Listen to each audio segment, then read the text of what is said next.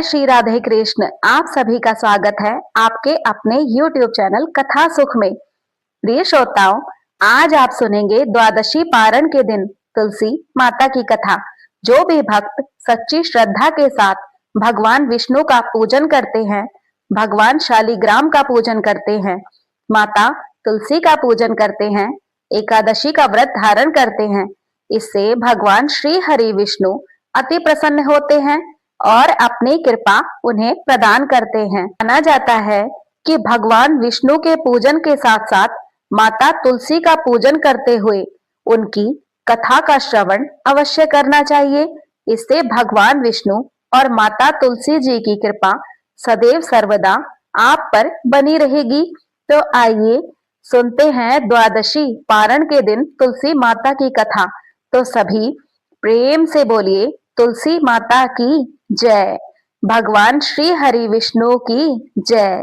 माता लक्ष्मी की जय। भगवान शालिग्राम की जय। सभी देवी देवताओं की जय।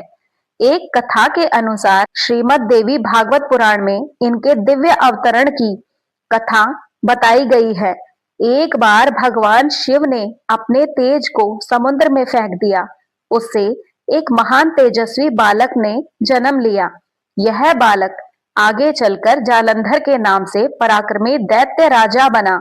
इसकी राजधानी का नाम जालंधर नगरी पड़ा। दैत्यराज काल नेमी की कन्या वृंदा का विवाह जालंधर से हुआ।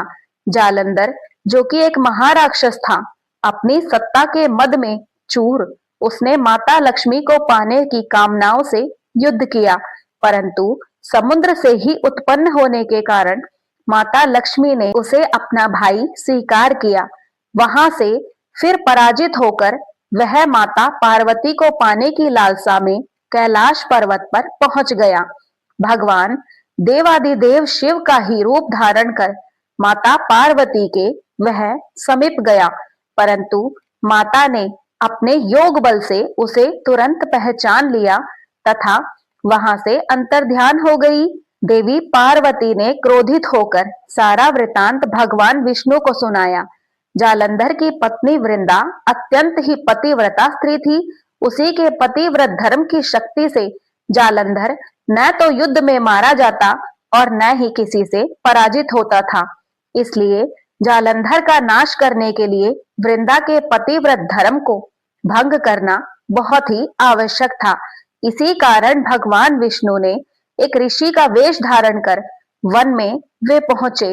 वहां वृंदा अकेली ही भ्रमण कर रही थी। भगवान के साथ दो मायावी राक्षस भी थे, जिन्हें देखकर वृंदा उनसे भयभीत हो गई। ऋषि ने वृंदा के सामने पल भर में उन दोनों राक्षसों को भस्म कर दिया। उनकी शक्ति को देखकर वृंदा ने कैलाश पर्वत पर महादेव के साथ युद्ध कर रहे अपने पति जालंधर के बारे में उनसे पूछा। ऋषि ने अपने माया जाल से दो वानर वहां प्रकट किए। एक वानर के हाथ में जालंधर का सिर था तथा दूसरे हाथ में धड़ था।